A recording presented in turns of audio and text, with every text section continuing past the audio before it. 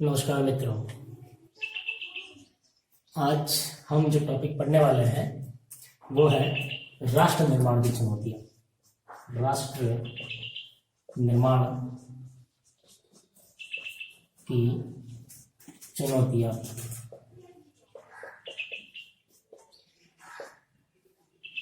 ठीक है, देखो राष्ट्र निर्माण की चुनौतियां के बारे में ऐसा है कि जब देश आजाद हुआ था ना, उस समय हमारे देश के सामने क्या क्या समस्याएं थी, उन समस्याओं से हमें किस प्रकार निपटना था, है ना, उन सारी चीजों के बारे में हमें देखना है। ठीक है, देखो आप सभी को पता है हमारा देश आजाद होता है 15 अगस्त को, लेकिन एक चीज समझने वाली है, किस दिन आजाद होता है, तो हम ये कहते हैं कि 14 से 15 अगस्त की मध्य रात्रि। कौन सी रात्रि?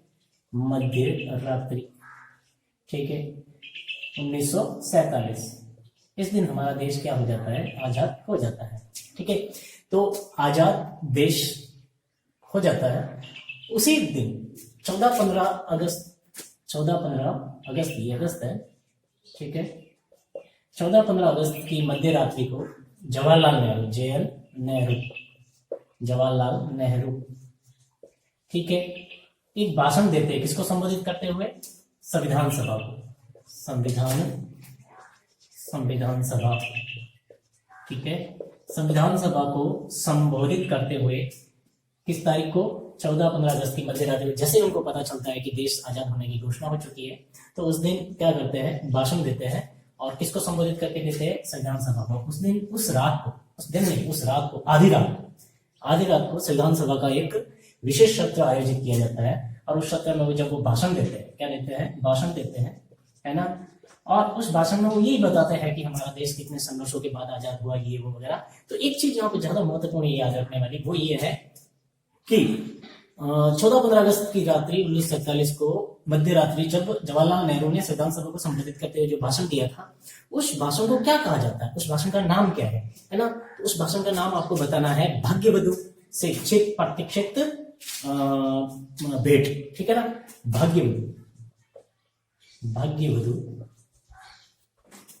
भाग्यवधु से चिर प्रतीक्षित, मैं इसको समझाऊंगा, प्रतीक्षित भेंट। ठीक है, इस चीज का मतलब क्या है? भाग्यवधु का मतलब हमारे जो नसीब में लिखी हुई बहू या वधु, है ना, जो मिलन होने वाला था। चिर प्रतीक्षित का मतलब बहुत लंबे अंतराल के बाद, मतलब चिर यानी बहुत लंबी, प्रतीक्षित यानी प्रतीक्षा की, और उससे हमें फाइनली क्या हुई? भेंट हुई। ठीक है, तो ये जो उनका भाषण था उसको इस नाम से जाना जाता है, भाग्यवधु से चिर प्रतीक्षित भेंट। ठीक है ना, इंग्लिश में इसको कहते हैं ट्रस्ट विद डेस्टिनी, मतलब हम हमारे नसीब के साथ में फाइनली क्या हो गए थे? मिल गए थे हमारे संघर्षों के बाद में। तो ये आपको हिंदी में याद रखना है कि जवाहरलाल नेहरू ने संविधान सभा को संबोधित करते हुए जो भाषण दिया था, उस भाषण को किस नाम से जाना जाता है? तो वो है भाग्यवधु से चिर प्रतीक्षित भेंट। ठीक है, देन आफ्टर ये बात होती है कि देश तो आजाद हो चुका था। ठीक है, देश आजाद होने के बाद में हमारे देश के सामने कुछ समस्याएं थी, लेकिन उससे पहले दो चीजें हमारे आजाद भारत में क्या क्या होनी थी, वो चीजें हमारे पहले से तय थी। कौन सी चीजें? दो। नंबर एक कौन सी? नंबर एक तो ये कि जब भारत आजाद हो जाएगा, तो उसकी सरकार कैसी होगी? लोकतांत्रिक सरकार होगी। कैसी सरकार होगी? लोकतांत्रिक। देखो, लोकतांत्रिक सरकार।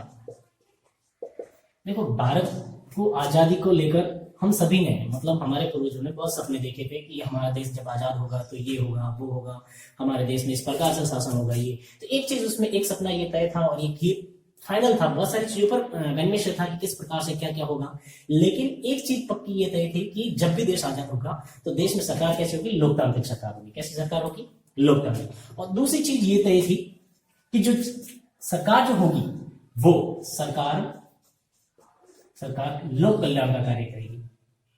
लोक कल्याण, है ना, या फिर लोगों के लिए कार्य करेगी। ठीक है, लोक कल्याण का कार्य करेगी या फिर जनता के भले के लिए, जनता के अच्छे के लिए काम करेगी, जनता के भले के लिए काम करेगी, भले के लिए काम करेगी। जनता के भले के लिए क्या करेगी, काम करेगी। तो चीज क्या थी, देखो राष्ट्र निर्माण की चुनौती जब हमने स्टार्ट किया तो 14 अगस्त 1973 को भारत आजाद होता है ना। उस दिन जवाहरलाल नेहरू भाषण देते हैं, भाषण में वो यही बताते हैं हमने कितना संघर्षों के बाद में हमारे देश की आजादी पाई है। और उस भाषण का नाम था भाग्यवधु से छिप प्रतीक्षित भेंट, यानी कि हमारी जो भाग्यवधु है या फिर हमारे देश की जो आजादी है उसके लिए हमने बहुत लंबे समय तक प्रतीक्षा की, उससे हमारी फाइनली क्या हो गई, भेंट हो गई। और उस दरमियान जो उन्होंने भाषण दिया था। लेकिन देश आजाद होने से पहले लोगों के मन में बहुत सारे सपने थे कि हमारा देश जब आजाद होगा तो हमारे देश की ये व्यवस्था होगी, ये, लेकिन उन सब बीच में टकराव था। लेकिन दो व्यवस्थाएं ऐसी थी, दो चीजें ऐसी थी जिन पर सभी एक मत थे। वो थी नंबर एक, तो जब भी देश आजाद होगा तो देश की सरकार कैसी होगी, लोकतांत्रिक सरकार होगी, क्योंकि उन्होंने राजतंत्र का बहुत बुरा खामियाजा भुगता था। उन्होंने सामंतों का बहुत ज्यादा अत्याचार सहन किया था, उन्होंने औपनिवेशिक शासन का भी बहुत ज्यादा अत्याचार सहन किया था। इसलिए उनकी ये चीज तो डिसाइड थी कि जब भी देश आजाद होगा तो सरकार कैसी होगी, लोकतांत्रिक सरकार होगी। और उसके बाद में सरकार जो है वो जनता के कल्याण का काम करेगी, जनता के भले के लिए क्या करेगी, काम करेगी। ठीक है, अब भारत आजाद हो चुका था। आजाद भारत के सामने समस्याएं थी। क्या समस्या थी कि अब देश तो आजाद हो चुका है, लेकिन उसको संभाले कैसे, है ना। अब लोकतांत्रिक शासन व्यवस्था को स्थापित भी करना था। ठीक है, ये सारी चीजें उनके सामने आगे। हम एक चीज करके देखते हैं। नंबर एक चीज ये है कि आजाद भारत के सामने दो बड़ी बात, ये बात देखिए हमने, भारत को आजादी तो मिली, लेकिन वो किसके साथ में मिली थी, बंटवारे के साथ में मिली, है ना। देश का क्या हो गया था, विभाजन हो गया था। एक क्या बना था, पाकिस्तान बना था। क्या बना था, पाकिस्तान बना था। ठीक है, और दूसरा क्या बना था, हिंदुस्तान बना था। ठीक है, हिंदुस्तान बना था। ठीक, अब चीजें समझने वाली, जब देश आजाद हुआ, ठीक है, तो वो अद्भुत 1947 का जो साल था वो अभूतपूर्व हिंसा और त्रासदी का वर्ष था। ठीक है ना।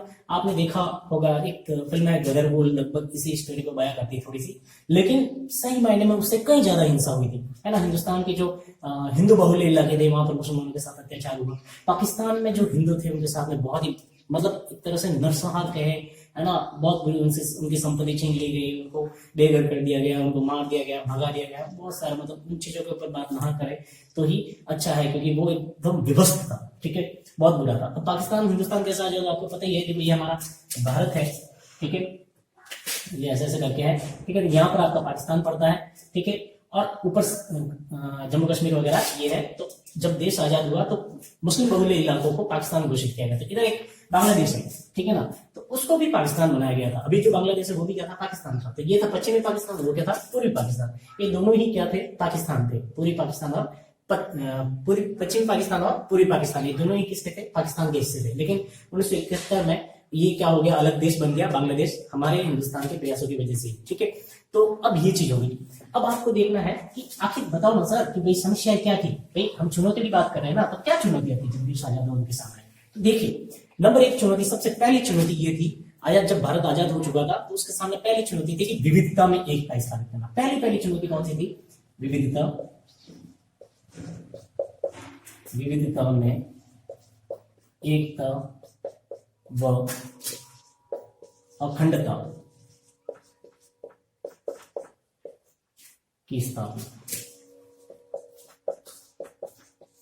ठीक है, मैं एक चीज बता देता हूं कि राष्ट्र निर्माण की उस समय हमारे देश के सामने मुख्य प्रमुख कितनी, तीन चुनौतियां थी। कितनी थी, तीन प्रमुख चुनौतियां थी। तीन प्रमुख चुनौतियां थी। ठीक है, पहली चुनौती कौन सी थी, विविधता में एकता व अखंडता की स्थापना करना।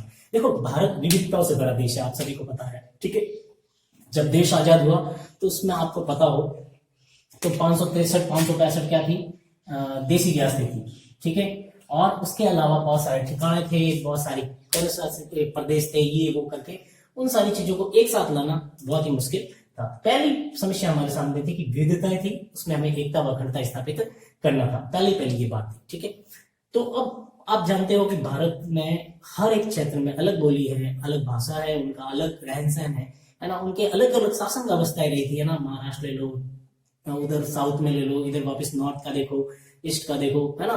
तो सब तरफ अलग अलग व्यवस्थाएं थी, तो उन सबको एक साथ लाना बहुत ही भारत के लिए एक चुनौतीपूर्ण काम थी। तो सबसे पहली चुनौती आपको पूछी जाए, मुख्य तीन चुनौतियां थी। सबसे पहली चुनौती कौन सी थी, विविधता में एकता की क्या करना, हमारे लिए स्थापना करना। दूसरी चुनौती थी लोकतंत्र कायम करने की। दूसरी चुनौती कौन सी थी, लोकतंत्र कायम करने की। तो पहली चुनौती समझ में आ गई आपको विविधता में, हालांकि इसको हम आगे डिस्क्राइब करके पढ़ेंगे, लेकिन फिलहाल के लिए हम जो 3 चुनौतियां उनको देख लेते हैं। तो दूसरी चुनौती कौन सी थी? लोकतंत्र कायम करने की चुनौती। देखो दूसरी चुनौती में ये समस्या थी कि हमने सपना तो देख लिया कि जब भारत आजाद होगा तो उसकी शासन व्यवस्था कैसी होगी? लोकतंत्रात्मक शासन व्यवस्था होगी। कैसी होगी? लोकतंत्र। लेकिन लोकतंत्रात्मक शासन व्यवस्था तभी होगी ना जब लोकतंत्र कायम होगा, क्योंकि हम लोकतंत्र के आदी नहीं थे, है ना। हमने मतलब युगों से राजतंत्र में रहे थे, ठीक है। उसके बाद में हम औपनिवेशिक शासन में रहे थे, बहुत गुलामों की तरह। तो हमें अभी भी बताओ, सच में भारत में पूर्णतः लोकतंत्र की स्थापना कहे हम, तो ये कहीं कहीं तक हमें प्रश्न चिन्ह लगा जैसा दिखता है कि भाई पूर्णतः हो गई क्या?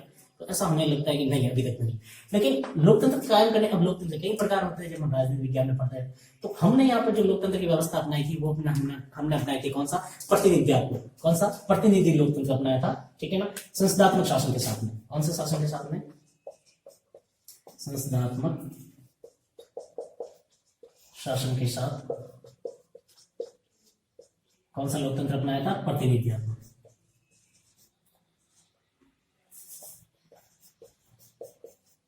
प्रतिनिधित्व,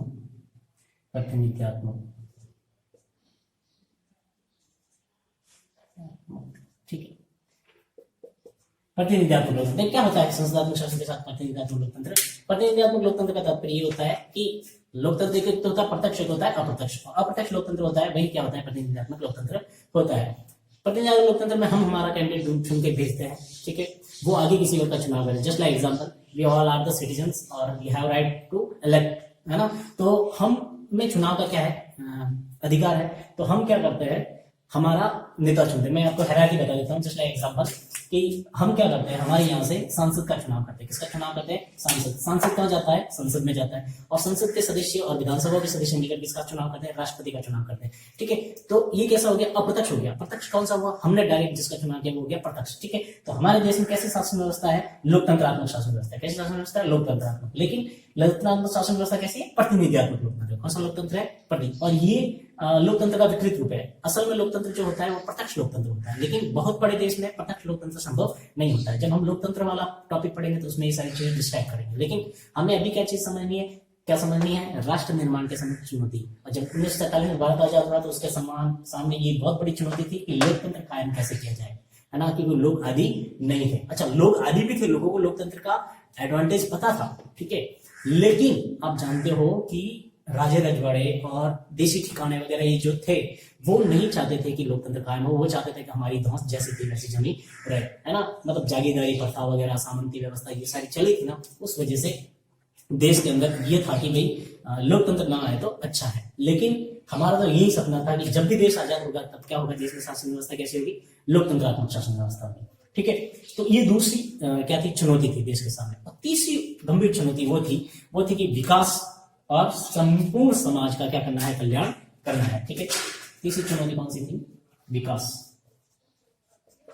आज भी हम विकास विकास ही चिल्लाते हैं और जितने भी राजनीतिक दल विकास के नाम पर अपनी क्या करते हैं? हाँ, तो विकास एवं संपूर्ण समाज का कल्याण।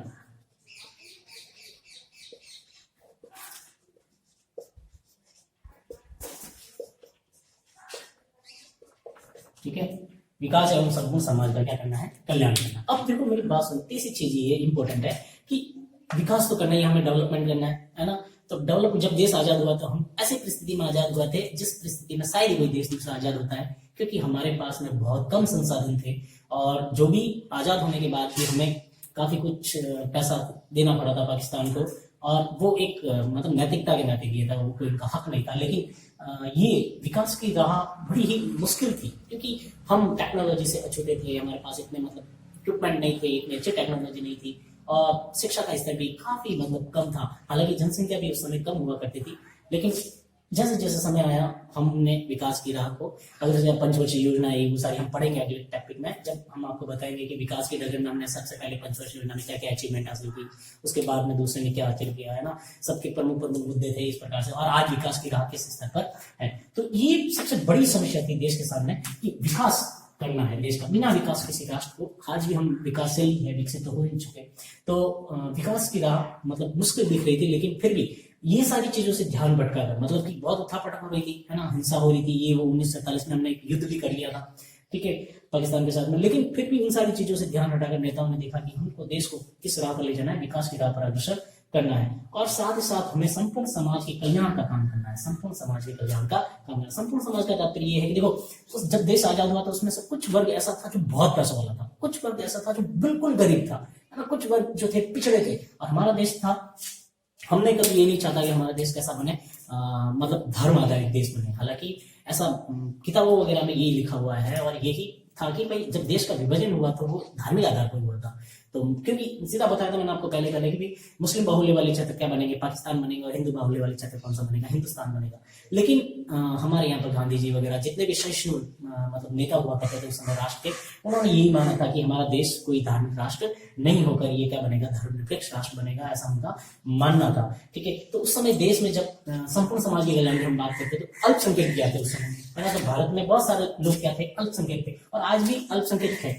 अल्पसंख्यक की परिभाषा यही होती है कि जो भी पॉपुलेशन 50% से कम होती है वो लोग क्या कहलाते हैं, अल्पसंख्यक कहलाते हैं। तो हिंदुओं को छोड़कर भारत में सारे जितने भी धर्म के या जितने भी संप्रदाय के व्यक्ति हैं वो सारे क्या है, अल्पसंख्यक ही है।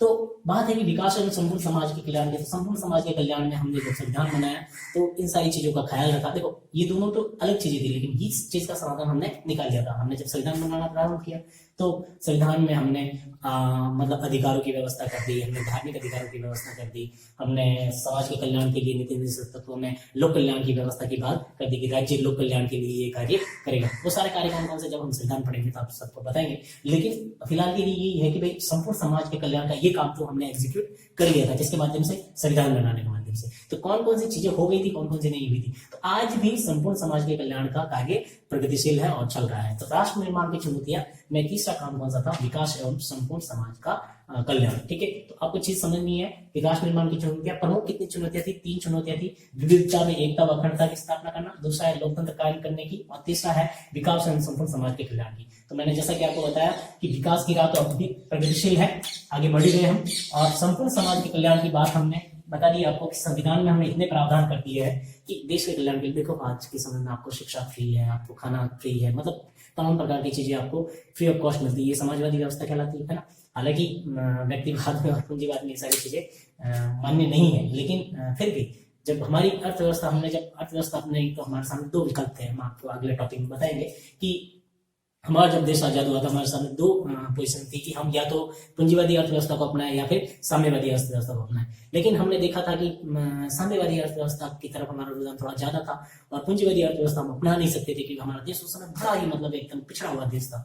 ठीक है, तो हमने क्या किया, मिश्रित अर्थव्यवस्था अपनाई थी। ठीक है, तो मिश्रित अर्थव्यवस्था के बारे में हम हमको बताएंगे। तो नेहरू ने कौन से मॉडल को मतलब प्रेफरेंस दी थी, तो वो था मिश्रित अर्थव्यवस्था का मॉडल है ना, मिक्स्ड इकोनॉमी कहते हैं उसको। ठीक है, इसमें हम आपको बताएंगे बाद में जब पढ़ाएंगे। तो आप अब ये समझिए कि प्रमुख 3 चुनौतियां थी, जिसमें से संपूर्ण समाज के कल्याण का काम हमने संविधान निर्माण के समय में सारा कर दिया था। लेकिन सबसे ज्यादा बड़ी समस्या जो थी उस समय, मतलब एकदम ताजा और बहुत ज्यादा कठिन समस्या थी, वो थी विविधता में एकता और अखंडता की स्थापना करना। और जैसा कि आप जानते हो, सरदार वल्लभ भाई पटेल लौह पुरुष, उन्होंने बहुत ही अथक प्रयास करते हुए, है ना, राष्ट्र को एक सूत्र में पिरोने का पूरा काम किया। ये सारी चीजें हम अगले टॉपिक में आपको बताएंगे कि किस प्रकार देसी राजा और रजवाड़ों का विलय भारत में हुआ था। सिंपली सी बता देते हैं हम आपको कि जब देश आजाद हुआ तो उस समय ये इतनी रियासतें थी और 4 केंद्र शासित प्रदेश थे, है ना। इन सबको मिलाकर एक अखंड भारत का क्या करना था, निर्माण करना था। ठीक है, तो जवाहरलाल ने क्या नाम, अपने सरदार वल्लभ भाई पटेल, है ना, उन्होंने पूरे देश को एक करने के लिए क्या अपनी गृह मंत्री थे उस समय, तो उन्होंने अपनी ये बागडोर संभाली और उन्होंने तमाम प्रकार के प्रयासों करते हर एक वो साम दाम दंड भेद जिसे कहते हैं, उन सारे प्रयासों को मिलाकर उन्होंने एक अखंड भारत के निर्माण करने में अपनी महत्वपूर्ण भूमिका निभाई थी। ये काम भी हो चुका था। कौन सा, देखो राष्ट्र निर्माण, देखिए क्वेश्चन बहुत इंपॉर्टेंट पूछा जाता है, जैसे आप यूपीएससी की तैयारी करो या किसी की, तो उसमें पूछा जाता है कि राष्ट्र निर्माण की चुनौतियां में कौन सी चुनौती आज भी हमारे सामने समक्ष विद्यमान है। तो मैं आपको बता देता हूँ। देखो विविधता में एकता और अखंडता की स्थापना करने ये हमने कर ली स्थापना, ठीक है, पूरे भारत को एक कर लिया था। और वर्तमान में ऐसा कुछ नहीं देखा जाता है कि भारत के अलग होने, भारत में से किसी राज्य, क्योंकि आपको पता है भारत का संविधान का अनुच्छेद पहले ही ये कहता है कि भारत राज्यों का संघ होगा। इंग्लिश में ये कहलाता है कि भाई India is the union of the states, है ना। तो भारत राज्यों का संघ है, फेडरेशन नहीं है, यूनियन है। तो यूनियन कभी टूटती नहीं है, फेडरेशन टूट सकता है। तो बस भारत का अखंड ये तो बन ही चुका है। फिर है लोकतंत्र कायम करने की, तो ये भी लगभग क्या हो चुकी है, मतलब कि लगभग मैं इसलिए कह रहा हूँ क्योंकि कहीं कहीं देखा जाता है कि लोकतंत्र के परे जाकर मतलब राजनीतिक दल या फिर शासन व्यवस्थाएं काम कर रही है, लेकिन लोकतंत्र का मतलब है जनता का तंत्र होता है और जनता ही अभी क्या है सिरमौर है, जनता ही सारा शासन संभालती है। तो ये भी क्या हो चुकी थी, मतलब कि सॉल्व हो चुकी है। तो कौन कौन सी चुनौतियां हो सकती है, पहली चुनौती और दूसरी चुनौती दोनों ही क्या हो सकती है। हाँ, ये चीजें ऐसी है कि इनको हमेशा आपको साथ में लेके चलना पड़ेगा। थोड़ी सी आपने लूप होल्स दे दिया तो हो सकता है एकता अखंडता में क्या आ जाए, खतरा आ जाए, है ना। दूसरा है कि लोकतंत्र में भी अगर आप थोड़ा सा ढीले हो गए, मतलब जो भी लोग शासन कर रहे हैं, हम शासन कर रहे हैं ना, तो हम अगर जनता अगर ढीली हो जाएगी तो लोकतंत्र थोड़ा गड़बड़ा सकता है, निरंकुश तंत्र आ सकता है। फिर बात कर रहे थे हम विकास एवं संपूर्ण समाज के कल्याण की। तो संपूर्ण समाज के कल्याण की आज भी राह प्रगतिशील है। हमने आरक्षण की व्यवस्था कर रखी है, हमने तमाम प्रकार की व्यवस्था कर रखी है, अल्पसंख्यक शिक्षा की अलग से हर प्रकार की जितनी व्यवस्थाएं होनी चाहिए वो सारी संविधान में कर चुके हैं। और विकास डेवलपमेंट अभी भी हमारे देश में प्रगतिशील है। तो ये सारी चीजें चल रही है। अब आप इसमें से डिसाइड करो कि हमारी राष्ट्र निर्माण की चुनौतियां कौन कौन सी चुनौतियां हमने अचीव कर ली है, कौन कौन सा मतलब हमने एग्जीक्यूट कर चुके हैं, और कौन कौन सी चुनौतियां अभी हमारे सामने स्थिर है जिनको हमें प्राप्त करना है और मतलब कि आगे बढ़ना है। तो ये 3 प्रमुख चुनौतियां हैं। इन सारी चीजों के बारे में हम एक एक चुनौती को उठाएंगे। हम अगले टॉपिक में पढ़ेंगे कि भाई विभाजन और विस्थापन के बाद में कैसे हमारी यहाँ पर पुनर्वास हुआ था, ये सारी चीजें हम पढ़ेंगे। लेकिन टॉपिक यही है कि राष्ट्र निर्माण की चुनौतियां, उसमें 3 चुनौतियां हैं और तीनों ही इस प्रकार आपके सामने है। होप कि आपको समझ में आया होगा, और नहीं आया तो आप कमेंट सेक्शन में बता सकते हो कि ये वाली चीज आप फिर से आप क्या कीजिए, रिपीट कीजिए या रिवाइज कीजिए, तो हम आपको वापस बता देंगे। Have a nice day. जय हिंद।